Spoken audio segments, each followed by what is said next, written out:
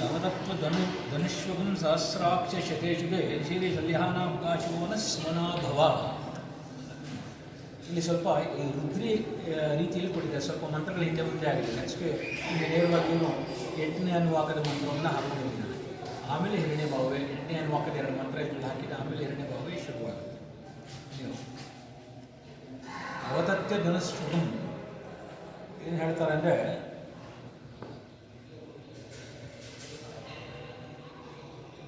ಅವಧತ್ಯ ಅನ್ನೋದಕ್ಕೆ ಸೇನಾಧ್ಯಕ್ಷ ಅನ್ನತಕ್ಕಂಥ ಅರ್ಥದಲ್ಲಿ ಮಾತನಾಡ್ತಾ ಇದ್ದೀನಿ.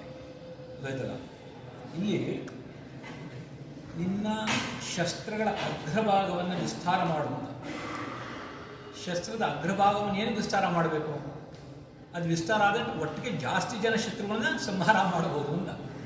ಮೆಜಾರಿಟಿ ನನ್ನ ಇಲ್ಲಿ ಒಂದು ಅರ್ಥ ಏನಪ್ಪ, ಮೊದಲನೇ ಅನುವಾಕದಲ್ಲಿ ನೀನು ಏನು ಮಾಡಬೇಕು ಅಂತಕ್ಕಂಥದ್ದನ್ನು ನಿಗದಿಪಡಿಸಿ ಆಮೇಲೆ ಅಪ್ಪ ನೀನು ಅಂಥವ್ನು ನೀ ಇಂದ್ರ ಚಂದ್ರ ಅಂತ ಹೊಗಳಿರ್ತಕ್ಕಂಥ ಅದು ರುದ್ರ. ಮೊದಲನೇ ಅನುವಾಗ ಪರಿಪೂರ್ಣ ನೀ ಏನು ಮಾಡಬೇಕು, ನೀನು ಏನಕ್ಕೆ ನಾನು ನಿನ್ನ ಪ್ರಾರ್ಥನೆ ಮಾಡ್ತಾ ನೀ ಏನು ಮಾಡಬೇಕು ಅನ್ನೋದು ಫಸ್ಟು ಹೇಳ್ಬಿಟ್ಟು ಆಮೇಲೆ ಅವನು ಹೊಗಳ್ಕೊಂಡು ಹೋಗ್ತೀವಿ. ಹಿರಣ್ಯ ಭಾವೇ ಸೇನಾನಿ ಶಾಂತಿಪತಿ ನಮೋ ನಮೋ ಅಂತ. ನೀನು ಭಾವಗಳೆಲ್ಲ ಹಿರಣ್ಯಾಕ್ಷನಾಗಿರ್ತಕ್ಕಂಥವ್ನು, ಹಿರಣ್ಯ ಥರ ನಿನ್ನ ಚಿನ್ನದ ಬಣ್ಣ ಉಳ್ತಕ್ಕಂಥವನು, ಆ ರೀತಿಯಾಗೆಲ್ಲ ಹೊಗಳ್ಕೊಂಡು ಹೋಗ್ತೀವಿ. ಅವನ ಕಂದು ಬಣ್ಣ ಇರ್ತಕ್ಕಂಥವನು ಹೊಗಳ್ತೀವಿ. ವಿರುದ್ಧವಾಗಿ ಎಲ್ಲ ಪರಿಪೂರ್ಣ ಹೊಗಳಿಕೆ. ಆದರೆ ಮೊದಲನೇ ಅನುವಾಕ ನಿಮಗೆ ಏನು ನೀನು ಮಾಡಬೇಕು, ನಾನು ಏನಕ್ಕೆ ನೀನು ಹೊಗಳ್ತಾ ಇದ್ದೀನಿ, ಯಾಕೆಂದರೆ ಕನ್ಫ್ಯೂಷನ್ ಇಲ್ಲ. ಅಲ್ಲಿ ಹೊಗಳತಕ್ಕಂಥ ವ್ಯಕ್ತಿಗೆ ಯಾವುದೇ ರೀತಿಯಾಗಿರ್ತಕ್ಕಂಥ ಕನ್ಫ್ಯೂಷನ್ ಇಲ್ಲ. ಅವನು ಈ ಫಿಕ್ಸ್ ಲಿಸ್ಟ್ ಮಾಡಿ ಭಕ್ತನಾಗಿರ್ತಕ್ಕಂಥ ಫಿಕ್ಸ್ ಮಾಡ್ಕೊಂಡಿದ್ದಾನೆ, ಹಿಂಗೆ ಮಾಡೋಕ್ಕೆ ಹೀಗೆ ಮಾಡಬೇಕು ನೀನು. ಆಯಿತಾ? ಅದರಿಂದ ನೀನು ಸಹಸ್ರಾಕ್ಷನಾಗಿರ್ತಕ್ಕಂಥ ಸಹಸ್ರ ಇಲ್ಲಿ ನಾವು ಸಹಸ್ರ ಶೀರ್ಷ ಪುರುಷ ಅಂದರೆ ಸಹಸ್ರ ಶೀರ್ಷ ಪುರುಷ ಅಂದರೆ ಈ ಸಹಸ್ರಾರು ಕಣ್ಣುಗಳನ್ನು ಇಟ್ಕೊಂಡಿರ್ತಕ್ಕಂಥ ಸಹಸ್ರಾರು ತಲೆಗಳಿರ್ತಕ್ಕಂಥ ವ್ಯಕ್ತಿ ನೀನು ಅಂತ. ಸಹಸ್ರ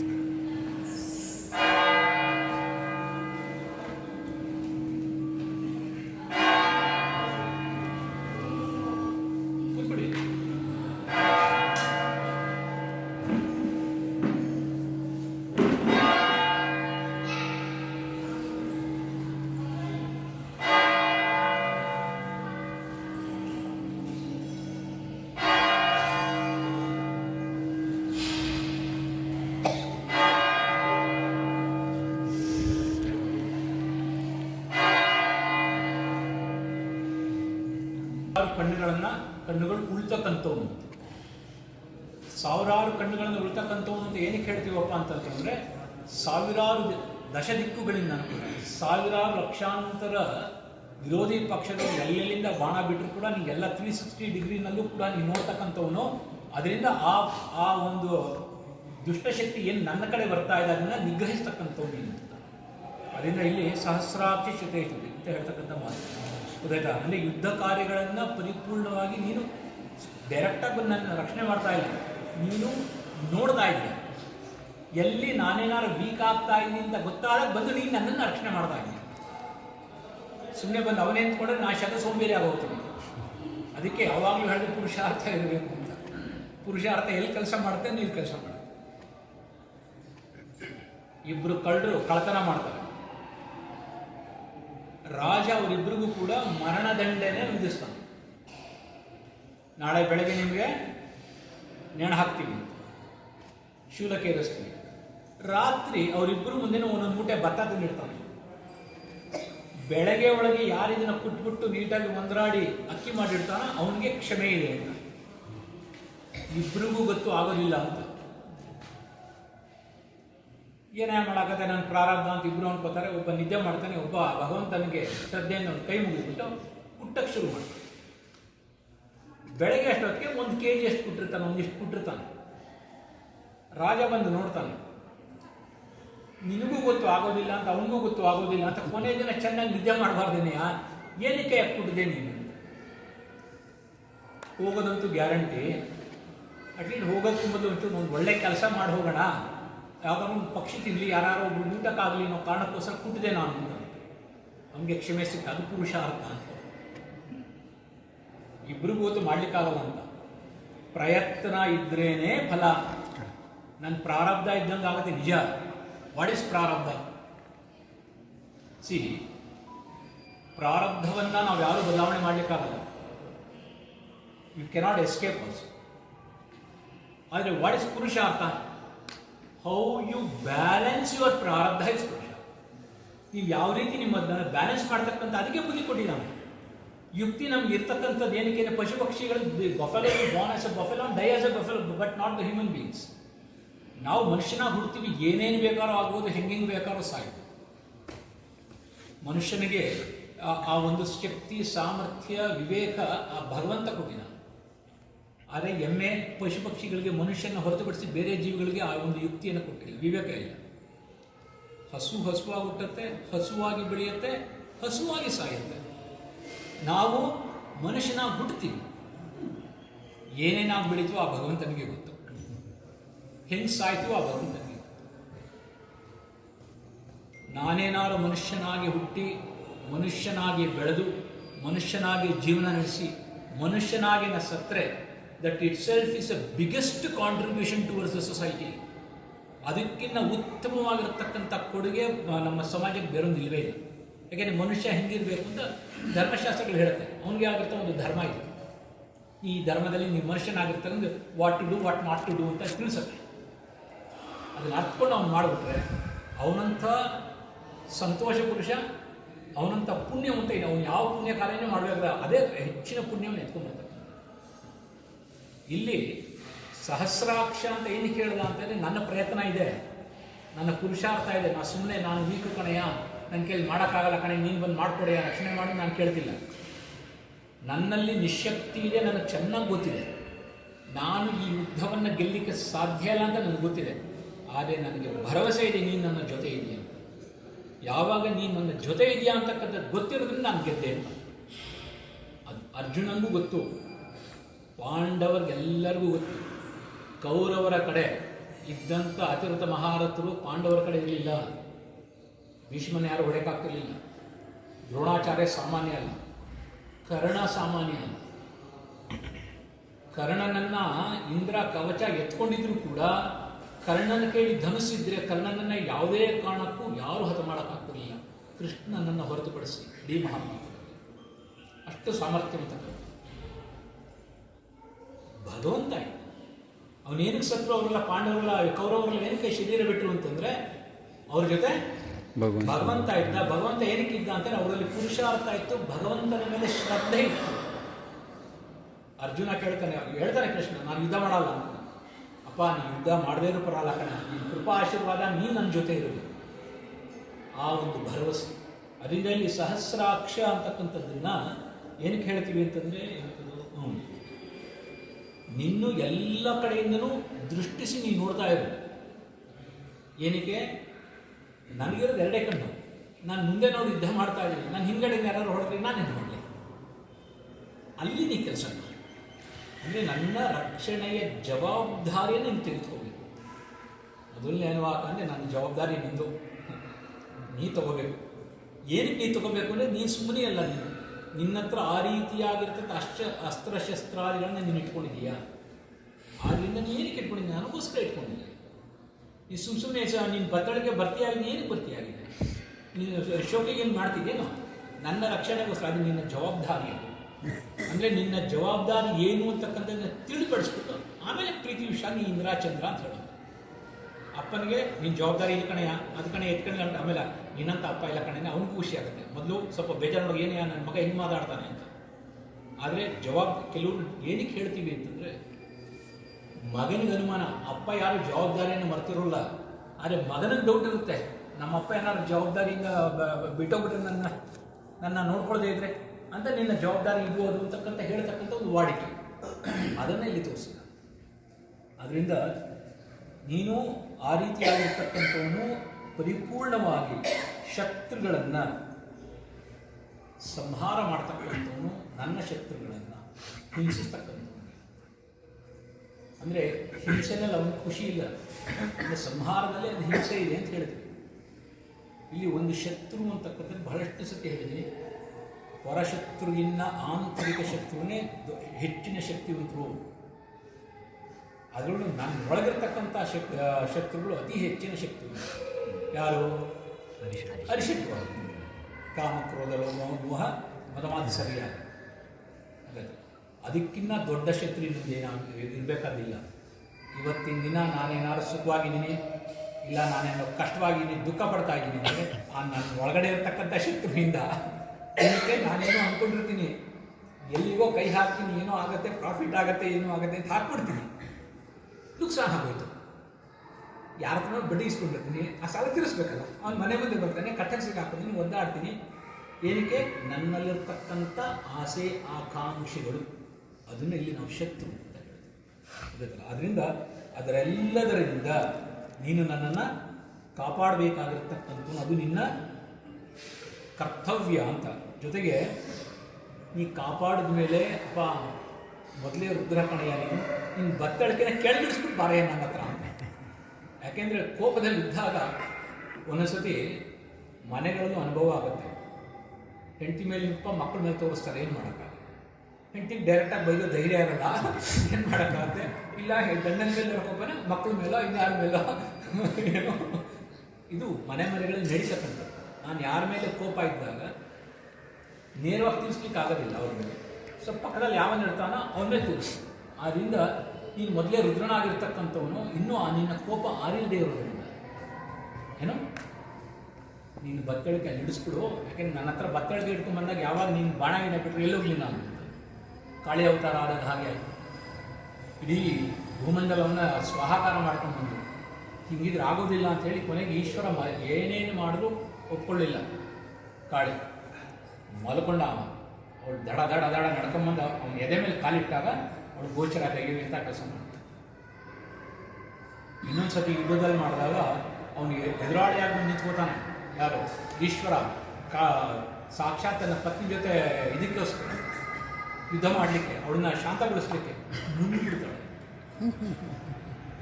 ಅವಳೇ ಧೂಮಾವತಿ, ಅವನು ಮದುವೆ ಆಗ್ತಾಳೆ ಧೂಮಾವತಿ. ಆಮೇಲೆ ಮತ್ತೆ ಅವನು ಬರಬೇಕು. ಅವಾಗ ಅವಳ ಜಗದಂಬೆ ಶಾಂತವಾಗ್ತಾಳೆ, ಕ್ರೋಧ ಕಡಿಮೆ.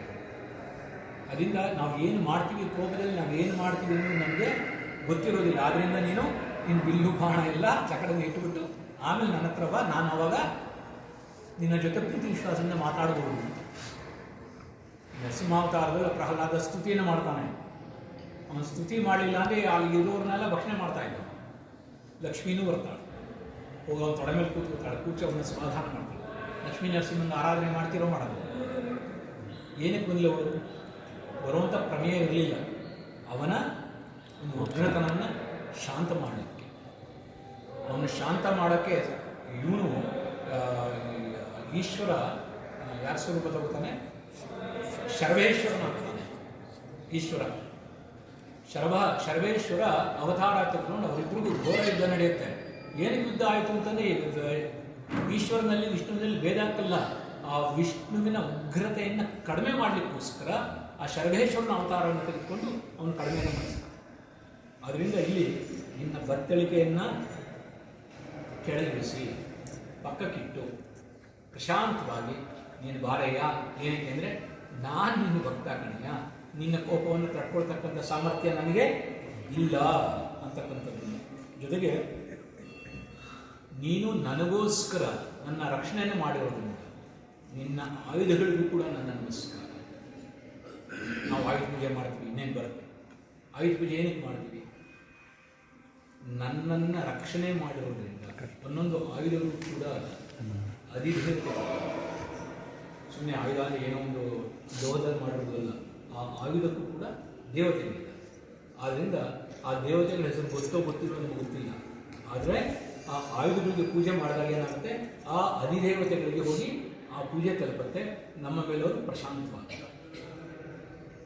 ಆಯುಧ ದೇವತೆಗಳು ನಮ್ಮ ಮೇಲೆ ಪ್ರಶಾಂತವಾಗೋದ್ರೆ ಯಾರು ಏನೇ ಆಯುಧ ಬೇಕು ಕೂಡ ಆ ಆಯುಧ ನಮ್ಮನ್ನು ಮುಟ್ಟಲ್ಲ. ಎಲ್ಲ ಪಕ್ಕಕ್ಕೆ ಮಿಸ್ ಆಗುತ್ತೆ, ಗುರಿ ಮಿಸ್ ಆಗುತ್ತೆ, ಎಲ್ಲೋ ಹೋಗ್ತಾ ಹೋಗಿ ನಮ್ಮನ್ನು ರಕ್ಷಣೆ ಮಾಡ್ತಾರೆ. ಅದಕ್ಕೋಸ್ಕರ ಆಯುಧ ಪೂಜೆಯನ್ನು ಕೂಡ ನಾವು ಮಾಡ್ತೀವಿ. ಬಹಳ ಪ್ರತಿಯೊಂದು ಚರಾಚರ ವಸ್ತುಗಳಲ್ಲೂ ಕೂಡ ನಾವು ಆ ಭಗವಂತನನ್ನು, ಆ ಈಶ್ವರನ ನೋಡ್ತಕ್ಕಂಥ ಒಂದು ಏಕೈಕ ಸಂಪ್ರದಾಯ ಅಂತಂದರೆ, ಏಕೈಕ ಸಂಸ್ಕೃತಿ ಸಂಸ್ಕಾರ ಅಂದರೆ ಕೇವಲ ನಮ್ಮ ಸನಾತನ ಧರ್ಮಕ್ಕೆ ಬಿಟ್ಟರೆ ಯಾರು ಇಲ್ಲ. ಆದ್ದರಿಂದ ನಿನ್ನ ಆಯುಧಗಳಿಗೂ ಕೂಡ ಇಲ್ಲಿ ನನ್ನ ನಮಸ್ಕಾರ. ಇಲ್ಲಿ 8ನೇ ಅಧ್ಯಾಯ ಒಂದು ಅನುವಾಕದ ಒಂದು ತಗೊಂಡಿದ್ದಾರೆ. ಮಾನವ ಮಹಾನ್ ಮಾನವ ಬಗ್ಗೆ ಮಾನವ ಶಿಕ್ಷಣ ಎಷ್ಟು ಚೆನ್ನಾಗಿ ಹೇಳ್ದಾನೆ ಅಂತಂದರೆ, ಅಪ್ಪ ಸದ್ಗುಣ ಸಂಪನ್ನನಾಗಿರ್ತಕ್ಕಂಥ ಭಕ್ತಾದಿಗಳನ್ನು ರಕ್ಷಿಸಬೇಕಾಗಿರ್ತಕ್ಕಂಥ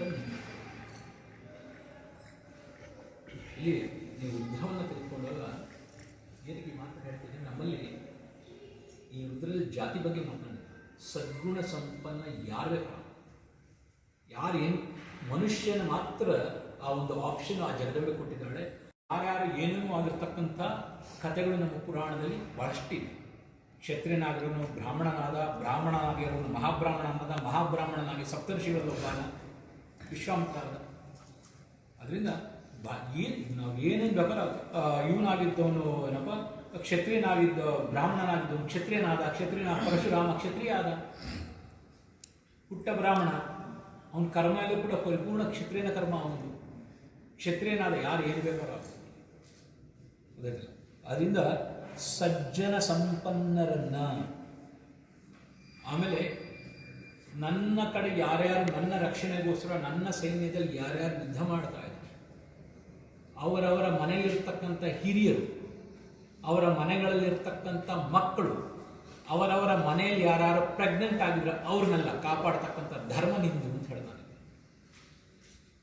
ಏನಕ್ಕೆ ಅಂತಂದರೆ ನಾನು ಧರ್ಮಕ್ಕೋಸ್ಕರ ನಿಂತಿರೋದ್ರಿಂದ, ನಾನು ಮನೆ ಮಠ ಬಿಟ್ಟು ಧರ್ಮಕ್ಕೋಸ್ಕರ ನನ್ನ ಜೀವನವನ್ನು ಯುದ್ಧ ಮಾಡ್ತಾ ಇದ್ದೆ, ಧರ್ಮ ಯುದ್ಧವನ್ನು ನಾನು ಮಾಡ್ತಾ ಇದ್ದೀನಿ. ಆದರೆ ನನ್ನನ್ನು ನೆಚ್ಕೊಂಡು ನನ್ನ ತಂದೆ ತಾಯಿಗಳಿದ್ದಾರೆ, ಕಣೆಯ ವಯಸ್ಸಾಗಿದೆ, ನನ್ನನ್ನು ನೆಚ್ಕೊಂಡು ನನ್ನ ಹೆಂಡತಿ ಇದ್ದಾಳೆ, ನನ್ನ ನೆಚ್ಕೊಂಡು ನನ್ನ ಚಿಕ್ಕ ಪುಟ್ಟ ಮಕ್ಕಳಿದ್ದಾರೆ. ನಾನು ನಿನಗೋಸ್ಕರ ಧರ್ಮಕ್ಕೋಸ್ಕರ ನಾನು ಇದ್ದೀನಿ ಅಂದರೆ ಅವರ ಭಾರ ನಿನ್ನ ಮನೆ. ಇದಕ್ಕೆ ಹೇಳೋದು ಧರ್ಮೋ ರಕ್ಷತೆ ರಕ್ಷಿತ ಅಂತ. ಯಾಕೆಂದರೆ ಭಗವಂತನ ಮೇಲೆ ಎಷ್ಟು ವಿಶ್ವಾಸ, ಎಷ್ಟು ನಂಬಿಕೆ ನಮ್ಗೆ ಇರಬೇಕು ಆ ಭಗವಂತನ ಮೇಲೆ. ಆ ನಂಬಿಕೆ ವಿಶ್ವಾಸ ಇದ್ದರೆ ಆ ವ್ಯಕ್ತಿಯ ಜೀವನದಲ್ಲಿ ಏನೂ ಕೊರತೆ. ನನ್ನ ಹೆಂಡತಿನ ಯಾರು ನೋಡ್ಕೋತಾರೆ, ನನ್ನ ಮಕ್ಕಳನ್ನ ಯಾರು ನೋಡ್ಕೋತಾರೆ, ಹುಟ್ಟೋಸನ ಹುಣ್ಣಿಮೆ ಇದೆ. ಈಗ ಇಲ್ಲಿ ಅಂದರೆ ನೀನು ಪಿತರಂ ರಕ್ಷಕನಾಗಿರ್ತಕ್ಕಂಥವನು, ಆ ತಂದೆಯ ಸ್ಥಾನದಲ್ಲಿರ್ತಕ್ಕಂಥವ್ನು ನೀನು. ಇದು ನಿನ್ನ ಜವಾಬ್ದಾರಿ. ನೀನು ಇದನ್ನು ನೀನು ಮಾಡಲೇಬೇಕಾಗಿರ್ತಕ್ಕಂಥವನು. ಗೊತ್ತಾಯ್ತಲ್ಲ? ಯುದ್ಧದಲ್ಲಿರ್ತಕ್ಕಂಥ ಜನಗಳನ್ನು, ಯುದ್ಧದಲ್ಲಿ ಯಾರನ್ನ ಅಂದರೆ ಸಜ್ಜನರ ಧರ್ಮದ ಕಡೆ ನಿಂತ್ಕೊಂಡು ಯುದ್ಧ ಮಾಡ್ತಾ ಇರ್ತಕ್ಕಂಥವ್ರನ್ನ. ಇವತ್ತಿನ ದಿನ ಬಿಲ್ಲು ಬಾಣ ಇಟ್ಕೊಂಡು ನಾವು ಯಾರು ಯುದ್ಧ ಮಾಡಲ್ಲ. ಆದರೆ ನಾವು ಎಲ್ಲೇ ಕೆಲಸದಲ್ಲಿ ಇರ್ಬೋದು, ಏನೇ ಇರ್ಬೋದು, ಅಲ್ಲಿ ನಾವು ಧಾರ್ಮಿಕವಾಗಿ ನಾವೇನು ಜೀವನ ನಡೆಸ್ಕೊಂಡು ಹೋಗ್ತಾ ಇದ್ದೀವಿ. ಇನ್ನೊಬ್ಬನ ತಲೆ ಹೊಡಿದೆ, ಇನ್ನೊಬ್ಬ ಮೋಸ ಮಾಡಿದೆ, ಧರ್ಮದ ಪರಿಧಿಯೊಳಗಡೆ ಸಂಪಾದನೆ ಮಾಡಿಕೊಂಡು ನಾನು ಏನು ಜೀವನ ನಡೆಸ್ಕೊಂಡು ಹೋಗ್ತಾ ಇದ್ದೀನಿ, ಆವಾಗ ನನ್ನ ರಕ್ಷಣೆಯ ಭಾರ ನಿಂದು. ನಾನು ಪ್ರಾರ್ಥನೆ ಮಾಡಬೇಕಂತ ಇಲ್ಲ, ಅದು ಇಟ್ಸ್ ಇಸ್ ಡ್ಯೂಟಿ. ಯಾಕೆಂದರೆ ನಾನು ಧರ್ಮದ ಕಡೆ ಹೆಜ್ಜೆ ಹಾಕಿರೋದು. ಸಾಮಾನ್ಯವಾಗಿ ತಿರುಪತಿ ಹುಂಡಿಗೆ ಹೋಗಿ ಯಾರು ಹೆಚ್ಚಿನ ಹಣ ಅಂತಾರೆ ಅಂತಂದರೆ, ನೀವು ಇದು ಜಾಸ್ತಿ ಹಣ ಯಾರು ಹಾಕ್ತಾರೆ ಅಂತಂದರೆ ಗೊಟಾನ ಮಾಡಿರುವವರು ಜಾಸ್ತಿ ತಗೊಂಡು. ಏನಕ್ಕೆ? ಆಂತರಿಕ ಭಯ. ನನಗೆ ಆಂತರಿಕ ಭಯ ಇಲ್ಲ. ನಾನು ಭಾಳಷ್ಟು ನೇರವಾಗಿ ನನ್ನಿಂದ ಕಾಪಾಡು ನೀನು ಕೇಳ್ಬೋದಲ್ಲ, ನಿನ್ನ ಡ್ಯೂಟಿ ಏನು ಅಂತ ಹೇಳ್ತಾ ಇದ್ದೀನಿ. ಭಾಳ ವ್ಯತ್ಯಾಸ ಇದೆ. ನನ್ನನ್ನು ಕಾಪಾಡು, ನನ್ನ ರಕ್ಷಣೆ ಮಾಡು ಅಂತ ಕೈ ಮುಗಿದು ಕೈ ಹಿಡ್ಕೋತಾ ಇಲ್ಲ ನಾನು. ಏನಕ್ಕೆ? ಇಲ್ಲಿ ನಾನೇನು ಎಡವಟ್ಟು ಮಾಡಿಕೊಂಡು ಹಣ ಸಂಪಾದನೆ ಮಾಡೋದ್ರಿಂದ ಅವನು ತೊಗೊಂಡೋಗಿ ಲಂಚ ಕೊಡ್ತೀನಿ ಆ ಭಗವಂತನಿಗೆ. ನಾನು ಲಂಚ ಏನು ಕೊಡ್ತಾ ಇದ್ದೀನಿ? ನನ್ನಲ್ಲಿ ಆಂತರಿಕ ಭಯ ಇದೆ, ಇನ್ಸೆಕ್ಯೂರಿಟಿ ಫೀಲಿಂಗ್ ಇದೆ ನನಗೆ. ಯಾಕೆಂದ್ರೆ ನನಗೊತ್ತು ನಾನು ಸಂಪಾದನೆ ಮಾಡಿ ಹಿಂಗೆ ಮಾಡಿದ್ದೀನಿ ನಾನು ಅಂತ. ನನ್ನ ಹೆಂಡತಿಗೂ ಹೇಳೋಕ್ಕಾಗಲ್ಲ, ನನ್ನ ಗಂಡನಿಗೂ ಹೇಳೋಕ್ಕಾಗಲ್ಲ. ಅದರಿಂದ ಆ ಹಣದಲ್ಲಿ ನಿಮ್ಮ ಮುಂಚೆ ಪಾಲು ನನ್ನ ರಕ್ಷಣೆ ಮಾಡುವುದಕ್ಕೋಸ್ಕರ.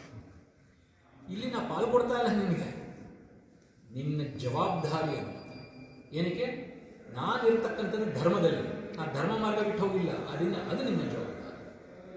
ಅಂದರೆ ಕರಾರುವಕ್ಕಾಗಿ ನಾವು ಹೇಳ್ತಕ್ಕಂಥ ಮಾತುಗಳು ನೀನು ಮಾಡಲೇಬೇಕು.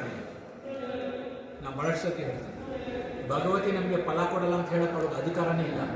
ಯಾಕೆಂದರೆ ನಾನು ಕರ್ಮ ಮಾಡಿದ್ದೀನಿ ಅಂದರೆ ಅವಳು ಅಧಿಕಾರ ಕೊಡಲೇಬೇಕು, ಫಲ ಕೊಡಲೇಬೇಕು. ಫಲ ಕೊಡಲ್ಲ ಅಂತ ಅವಳು ಹೇಳೋದು ಇಲ್ಲ ಯಾವ ದೇವತೆ ಕೂಡ. ಯಾಕೆಂದರೆ ಕಲಿಯುಗದಲ್ಲಿ ಕರ್ಮ ಪ್ರಧಾನ. ಅದರಿಂದ ನಮ್ಮನ್ನೆಲ್ಲರನ್ನೂ ಕೂಡ ರಕ್ಷಣೆ ಮಾಡ್ತಾ ಇರತಕ್ಕಂಥ ಜವಾಬ್ದಾರಿ ನಿಂದು ಅನ್ನೋದನ್ನು ಇಲ್ಲಿ ನೋಡ್ತೀವಿ. ಮುಂದಿನ ದಿನ ಸಮಸ್ಯೆ